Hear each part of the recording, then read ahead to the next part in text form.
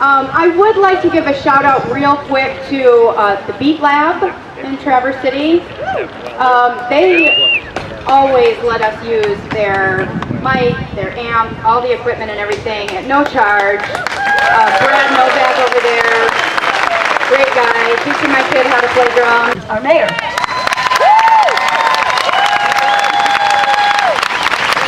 Thank you, Monica, and thank you all the organizers for setting this up. I know cities all over the country are doing the same thing today. Hundreds of thousands of people coming to speak out against injustice. And I'm so thankful to see all of you here. I know a lot of you, we all work together, we're all the ones fighting on the front line, and I can't say thank you enough to all of you for sticking to it. I mean, on all the issues. We are in a weird place in this country. And without you and without the people, we're going to get nowhere. We still need to fight, fight, fight. And that means listening to people like Dan O'Neill and voting for him in August and in November. We've got a lot of people coming up on the Democratic ticket. I know this is political, and it's going to be political until we change up things in Lansing and in Washington. We've got to make change, and we're the ones that can do it. I'm a nonpartisan representative of the city, and I come from a very Republican family, but I'm a proud Democrat and a proud liberal, and I believe I'm a progressive as well. And as long as I'm mayor of Traverse City, I will continue to fight for its people, not just the people that live here, but the people who visit here, come here, and people who come here from all over the world. We must support our friends, our families, and remember, we all came from somewhere else. We came in legally. Most people don't understand the legal process isn't easy. It's a 17-year wait for our Mexican friends to come to this country. Many of them come here for opportunity, as our families did. But they're sent back for 17 years to wait. The prime of their lives, they're sitting at home in a country where they can't get jobs, where they fear for their lives, where there's crime and violence that they want to get away from. They want to come to our country and make a go of it. Our country is the land of opportunity. And if we continue to block people like people from Central America, South America, Mexico, forget about vegetables, forget about fruit, forget about our food. These are the people that keep our lives and our nutrition up to speed. We can't stop this, and we need to welcome them and support them. And this population, the migrant population, has been huge for us in Traverse City. We wouldn't have a cherry industry without our migrant friends. We wouldn't have agriculture. Agriculture next to tourism is our main resource up here. We need to support our farmers and support the people who will work for the farmers. So, thank you again for being here. Keep shouting, keep coming to events, keep responding to your legislatures. Call them, call your representatives every day. We all have to do that. We have to pressure them into making change. They have to eventually listen to us. And they will listen to us in August at the polls, and they will listen to us in November. Study up. We have a host of good people in the area and the state running. Get to know them, come to their events, listen to their speeches. They will represent you, and they will represent our friends who are trying to be in this country. So help us elect them, and do your part and vote. Hold your nose. Sometimes we have to hold our nose. We're not going to always agree 100% on our candidates, but we got to get the right candidates in office. So listen to them, work with them, and vote. So thank you for being here. I appreciate you all being here, and thank you for your support. We're going to make change in this country. A lot of you know and recognize him. Dan O'Neill is running as a Democrat in the 104th district. He's running against Larry Inman, who's had 3 chances to get it right and who has not gotten it right. So if we really, really want to take back our country, and if we really want to take back our White House, this is where it starts. Register, get those new voters out, get them registered, get them to the polls. We have to vote. We have to really work at this one. This one coming up, and then 2020. These are huge for our country. So it's really my pleasure to introduce Dan O'Neill.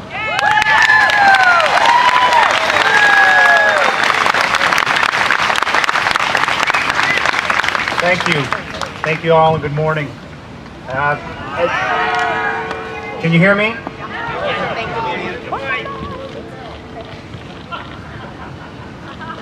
All right. Thank you. So good morning. Good morning. As I was standing over here listening to the great speakers we've had this morning, it struck me how It struck me how appropriate it is that we're gathered here this morning in front of the courthouse.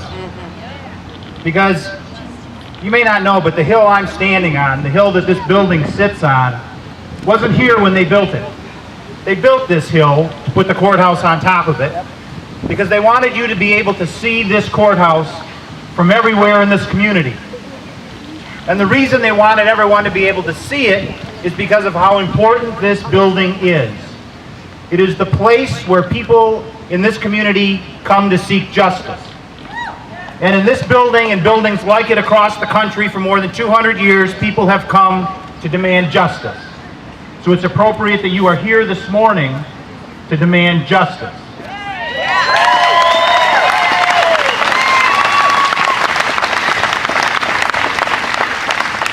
You know, we find ourselves in challenging times. We find ourselves at a time where we're constantly asked just who we are. We see a government that behaves in a way that we don't recognize. We're asked to be afraid of people that we don't fear.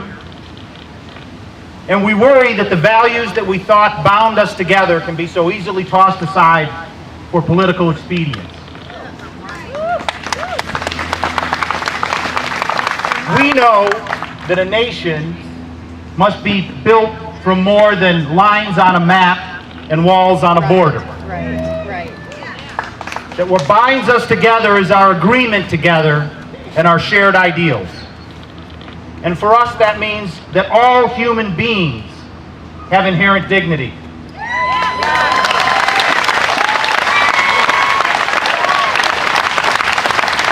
That justice for a few is justice for no one. And that the true measure of our greatness comes in how we treat the least and most vulnerable among us.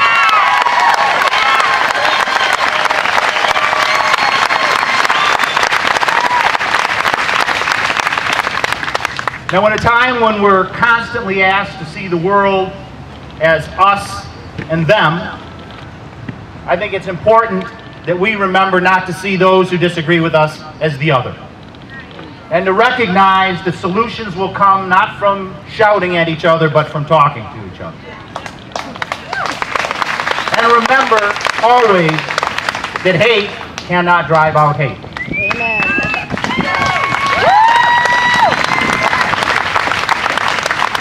I want to leave you with a quote this morning that I think is appropriate. It's a favorite of mine. It'll be familiar to many of you. It's from Robert Kennedy. And he said, "Few will have the greatness to bend history itself. But each of us can work to change a small portion of events. It is from numberless, diverse acts of courage and belief that human history is shaped. Each time a person stands up for an ideal, or acts to improve the lot of others, or strikes out against injustice, he sends forth a tiny ripple of hope. And crossing each other from a million different centers of energy and daring, those ripples build a current which can sweep down the mightiest walls of oppression and injustice." Thank you all.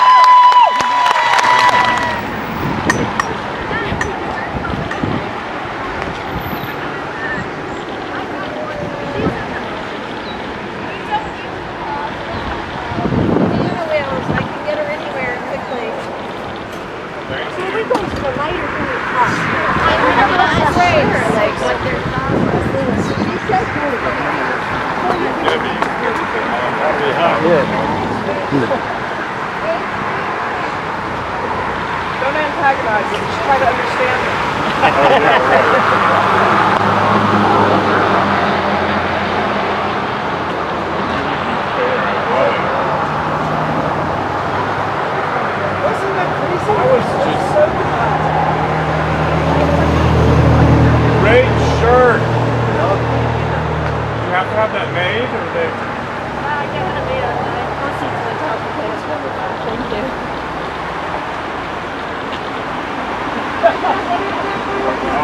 I'd be at the head of that line.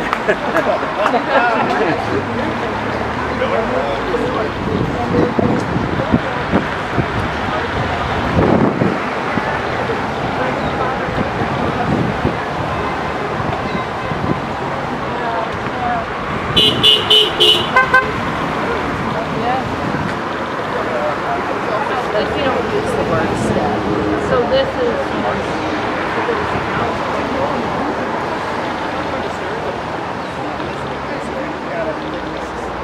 Normally on Saturday morning,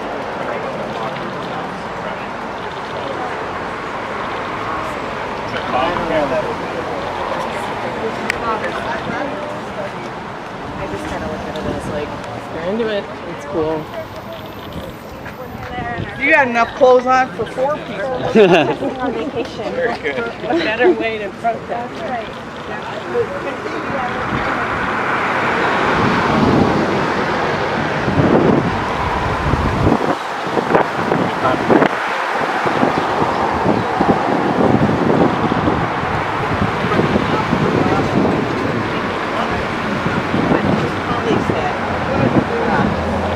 We're here until probably late September.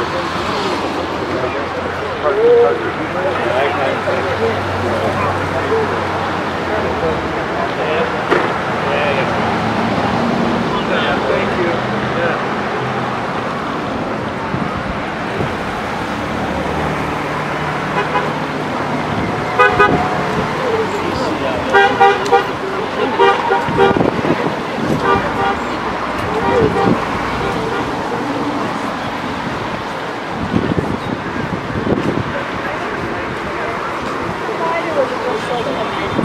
Just been biking around here. We're encouraging people to ride down the tar trails of 45.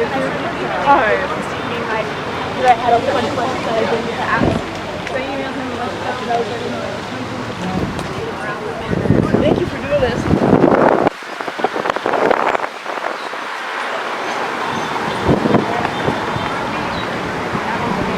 Everyone was doing it. Counselors were getting loans.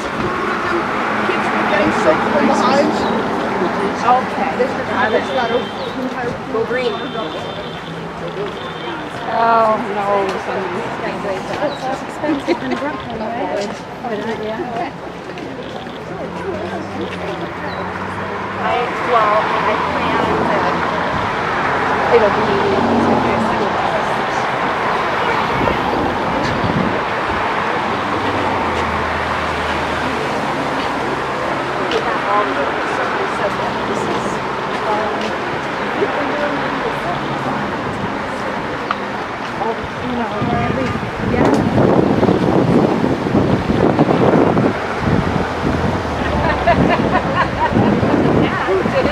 I really put in the air conditioner. Yeah, you put it in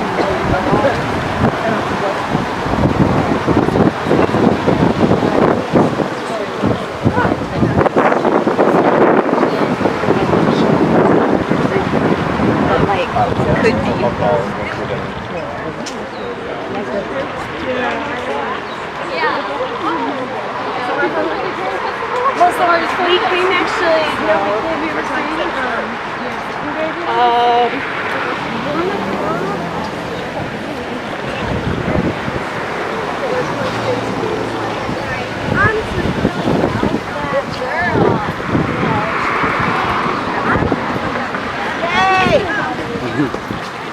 Well, I don't know, Jane. Probably go up to the light and make a right turn.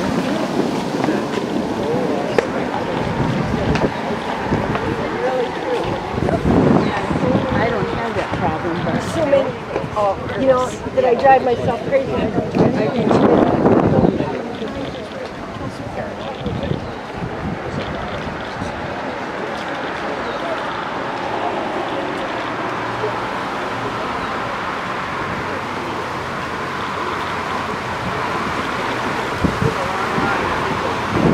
all the way up there.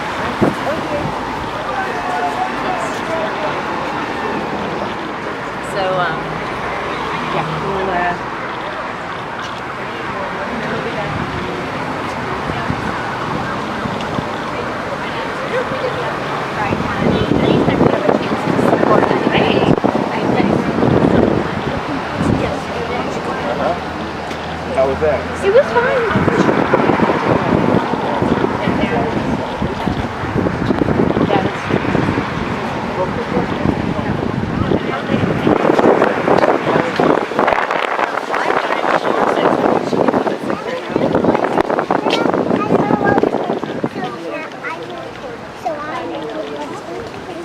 Dollar cones.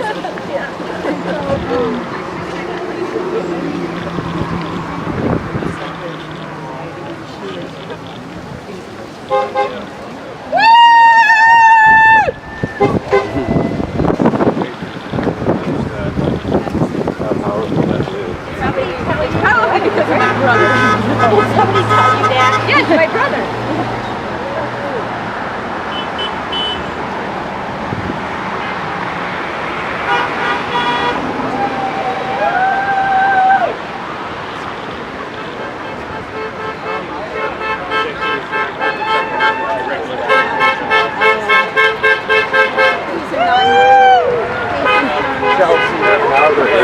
This is my parents. No, so Kyle's renting somebody's got to cross over. Right, so it's really hard. Yeah. In a matter of seconds,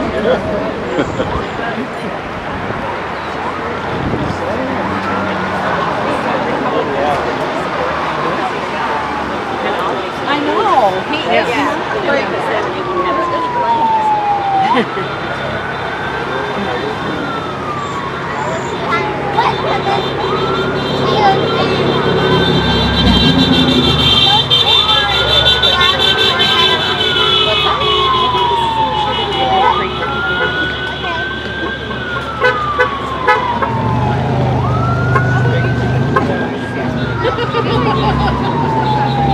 One of the biggest is a Lycan. Is a Lycan that sort of spreads underground for.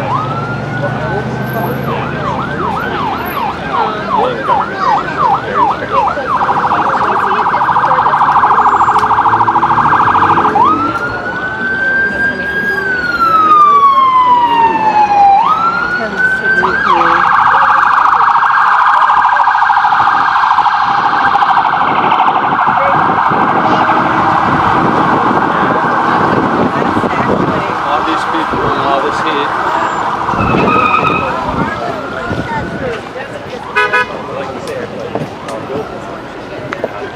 We're built on every hole is par as 8. Thank you. Thank you for doing this. You're welcome.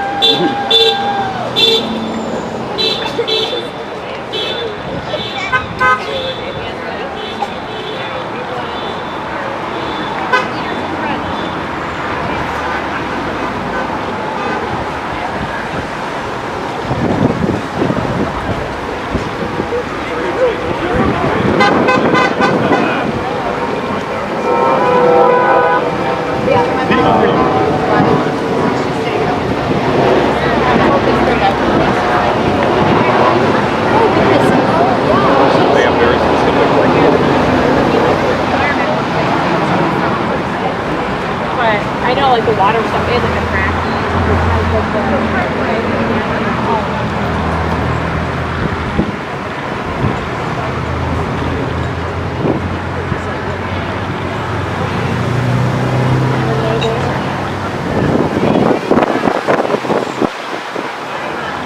count for this one.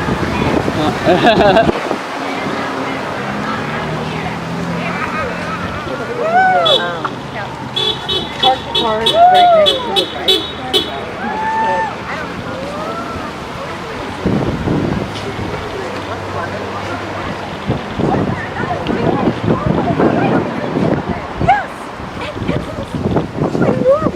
Choose to come here.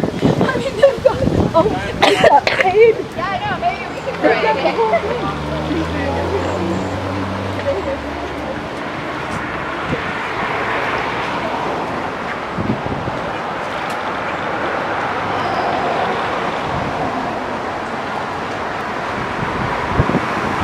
Administration chose to implement a new policy of separating children from their parents.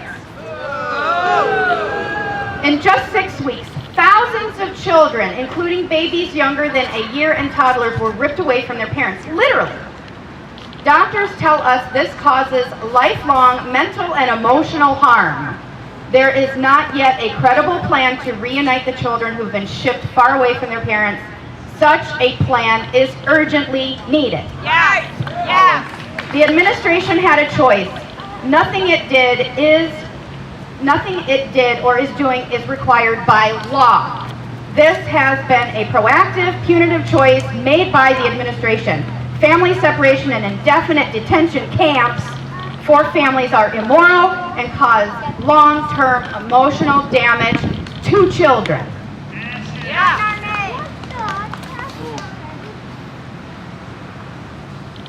This we all know, and this is why we're here. Large majorities of Americans overwhelmingly reject family separation and want families reunited. Yes, reunite those families. And as of June 30th, today, and other actions show more and more Americans are mobilizing to demand they be reunited. Our demand is clear. It's non-negotiable. Reunite families, end family separation and detention.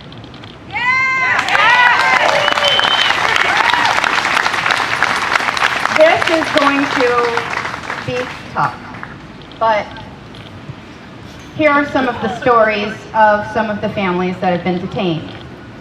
This is why we're here. This blank needs to stop. A father entered the U.S. from Mexico with his 4-month-old baby to request asylum and was immediately separated from his child. The child was taken into the custody of the Office of Refugee Resettlement while the father was taken into ICE custody and transported to a detention center in Texas, after which he was deported without his baby.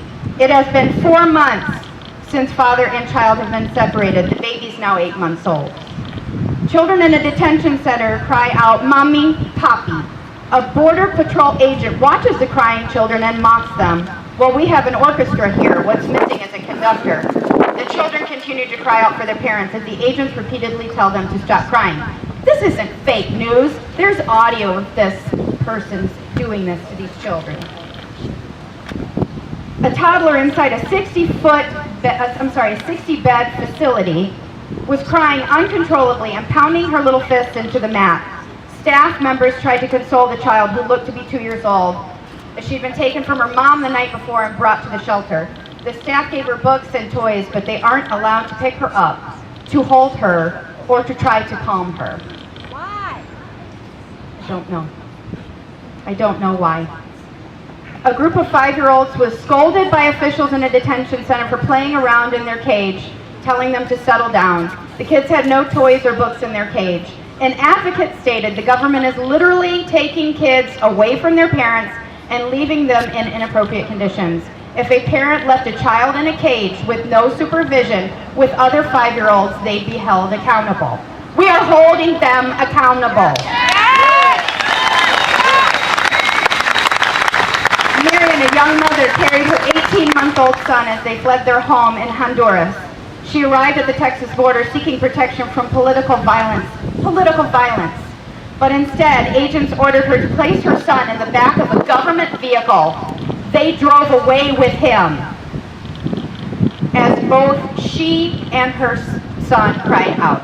They told her to put him in the back of the government vehicle and drove away with her child. A mother from Honduras sobbed as she told an attorney Tuesday, 6/19, how federal authorities took her daughter from her while she breastfed the child in a detention center. When she resisted and tried to keep breastfeeding her child, they handcuffed her. That's appalling. Absolutely.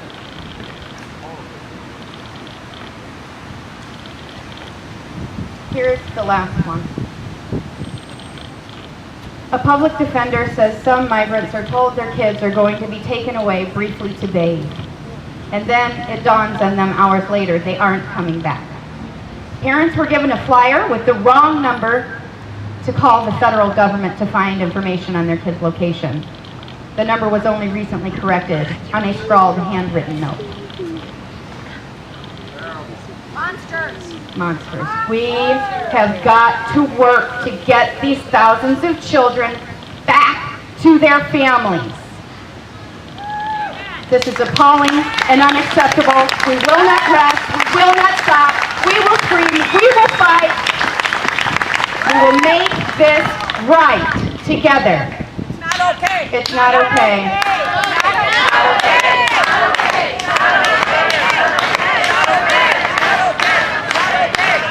Not okay.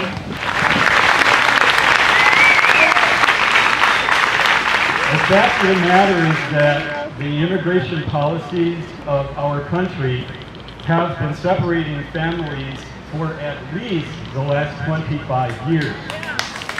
And it was back in 1993 when the United States began erecting segments of the border wall between the U.S. and Mexico at population centers.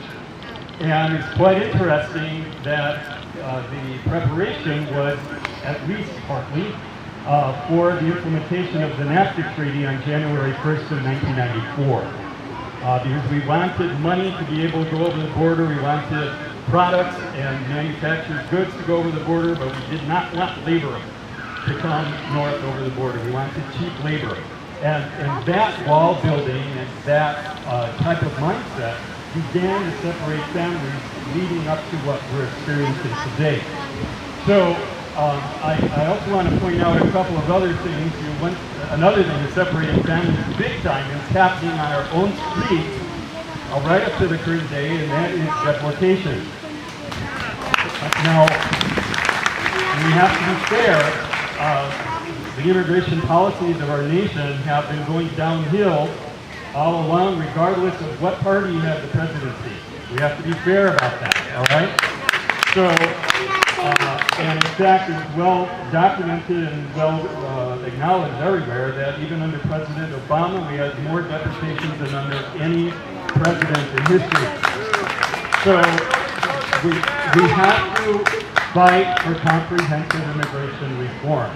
That ultimately is going to be the only thing that is going to keep our children out from these prisons, that is going to keep families united, and is ultimately going to benefit the economy and the people of the United States of America, as well as of all of America.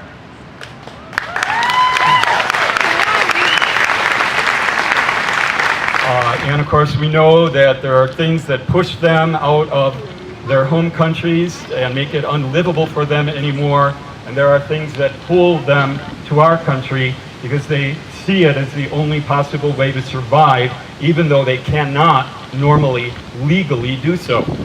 So when we talk about separation of families today, let us do it with a mindset of at least the scene of separating families over the last 25 years minimum, and try to find solutions that will not only get those kids who are in detention centers and prisons now out on the street, but all kids in the future as well.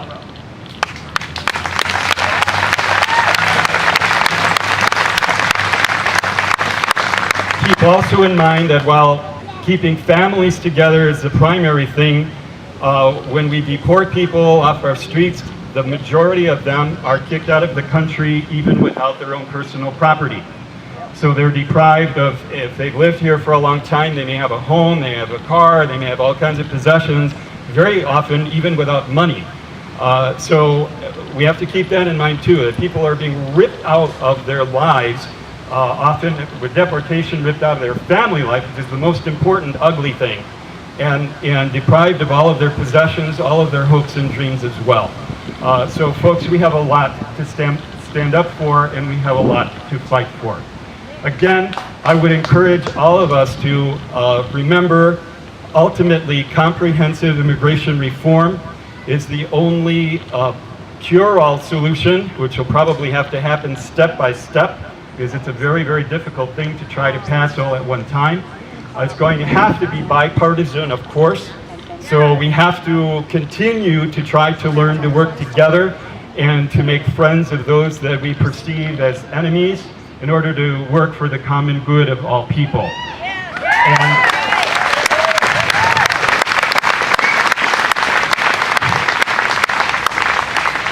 And while it is politicians in Congress who have control of what happens with any kind of immigration laws or immigration reform, it's my experience over the years I've been working with the immigrant community that our higher level politicians, Congress and so forth, don't understand immigration. They don't know immigration law. They don't know the reality of what's happening at the border.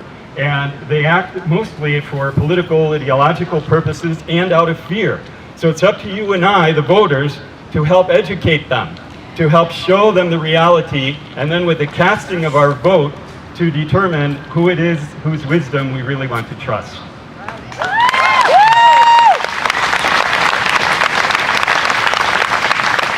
One last thing, we talk about Border Patrol and ICE, and which of course were created after 9/11. By the way, a sidestep here, we hear so often that, you know, the wall being talked about is to keep out terrorists.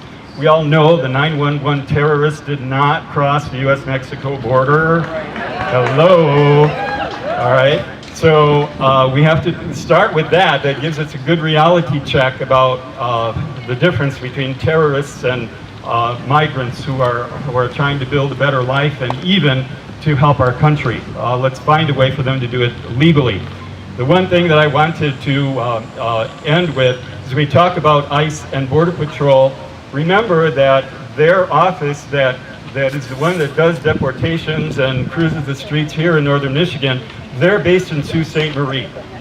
So those of you who have wonderful signs or would like to create more, Sault Ste. Marie might be a wonderful place to, you know, take a nice ride across the bridge and go just an hour further and set up camp there and let our voices known there as well. Thank you very much. They were flooding that border 10 years ago, okay? 99% of the families who have been separated since this Trump policy are fleeing the Northern Triangle region of Central America. These are refugees, people. Yes. And these are refugees from a portion of the world that our country has stuck its fingers in and manipulated governments in over and over and over again for 100 years. Yeah. These are not merely respectable, hardworking human beings who want to come here for a better life. These are people who are fleeing the most homicidal nations in the Western Hemisphere. Now, I have to tell you a story that haunts me. 21 years ago, as an academic, I was doing research in San Salvador, right around the time the peace accords were signed at the end of the Salvadoran Civil War. And at that point in time, I sat in room after room after room with families who told me that they already, in 1997, were more afraid than they were during the war. Why were they afraid? They were afraid of MS-13. They were afraid of the gangs. They were afraid because they didn't know who held the power on their block anymore. Because even during the war, when there were death squads throughout Central America that were trained at our School of Americas in Georgia, by the way. If you don't know that story, Google it. Even during the war, you knew which side your neighbors were on.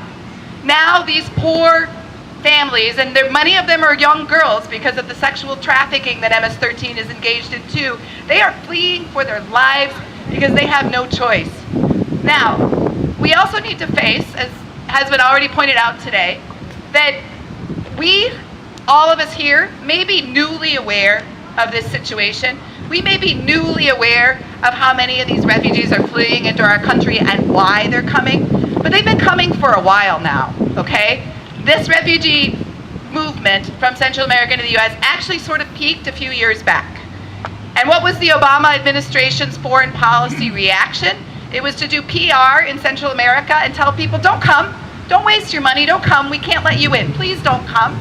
The U.S. also spent a lot of money helping Mexico enforce their southern border. By the way, migration into Mexico, and I've actually worked for the UNHCR in Mexico in the past, so I follow this in Spanish online constantly. Migration from Central America into Mexico over the last few years is up anywhere from 500 to 900%, depending on who's counting. Okay, so where there's actually floods and floods of migrants in Mexico that we don't even see up here, right? But these people have, even after all of this public information campaign, even after these borders have been strengthened up, they're still coming. And why are they still coming? Because they have no other choice. Right. Because they are fleeing for their lives. Yeah. So I just want you all to know this, and as you talk to your neighbors and your friends and your family this week, because we all have those uncles who will be drinking a couple beers and talking about their opinions, right? As you talk to them, make sure they know these are refugees, and how a Christian human being can stand up and say that they refuse to help someone who's suffering that much. I don't know how to respond to anymore. But also, while we're all here, and I'm so glad to see all you here, I want to say that this isn't it, right? We're standing here, we're willing to stand in 90-degree heat on the street and do something better. But as Father Wayne already pointed out, you know, comprehensive immigration reform is absolutely necessary to help these refugees and to help all of the other families and families in our community who are suffering from deportations. And we, those of us who are newly aware, or like I said, for me, I've known this for 20 years, but I went on with my life and had other jobs and had kids and kind of conveniently forgot about how bad this situation was. And I feel really guilty about it. But those of us that are starting to really wake up to this right now, we can get involved. We can learn about the history of the way our migration and immigration policies have been in the country, and we can learn how we can support the organizations who've been working their asses off, pardon me, for decades and decades already to help these people. We don't need to reinvent the wheel, but we do need to stand up and figure out how we can help them. And so one little thing I'm going to do, and I've started passing out these little pieces of paper that have the word socorro on the top, which is the Spanish word which you would shout if you were in dire need of help. I'm going to organize a teach-in to be held in mid-July. If you'd like to learn a little bit more about Central American-U.S. relations and this refugee situation. But what we're going to really quickly move into is what can we, in this tiny little isolated community, do to begin to have an impact. Because we're smart, and I know that there's lots of energy standing right here. I've seen what this community can accomplish. So what could we possibly organize here in Northern Michigan to support these organizations that are already doing the work? And that's what we'll begin to talk about. I'll post this information on the event page today too, but I and my cute little kids will be handing these papers out as we march too. So if you'd like more information, there is an email on there. Even if you can't come on the date, you can contact me. My name's Karen, that isn't on here, but know that that's where that email's going. And the final thing is, if you are going to come, and I really hope lots of you come, please just RSVP, because the space I've reserved at the workshop, because they're amazing allies for us, can only hold so many of us. So if we have a huge group, I'm going to have to move it to a slightly different spot. But anyways, what's the date? So we're going to do this, thanks for asking, I'm getting frazzled, July 16th at 5:30. So post-Cherry Fest, post-holiday, but still mid-summer vacation. So again, there's an email on these sheets, and I'll put it on the website too. There is lots we can do to support the organizations in our community that are already doing the work, like Father Wayne and JPhone and other organizations, and they need funding too. So how can we channel our funds locally to help the people that are already doing this work? But also, what else could we possibly do? So let's talk about that. And one more little thing, I'm just going to say that I will see if I can put on the page too. There was new legislation proposed in Congress this week.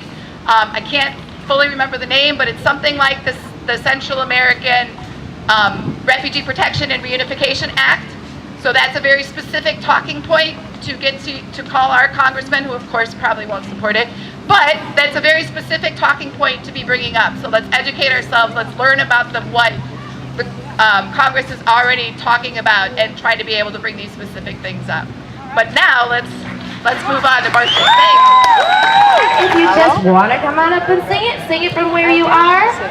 This is a song that says, I, sing and don't cry, because singing, it makes all our hearts happy, my little love. So it's kind of a lullaby. I sing this song to my kids. You guys want to sing it? Here we go. Come on over, come on over. There